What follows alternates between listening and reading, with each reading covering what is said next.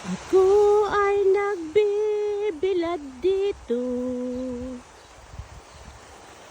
naglalakad sa tabing ilog, ay para lang sa inyo, mga kaibigan ko.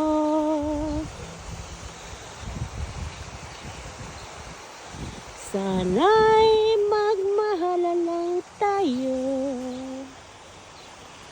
walang tsismisan sa social media, kasi wala kayong mapapala,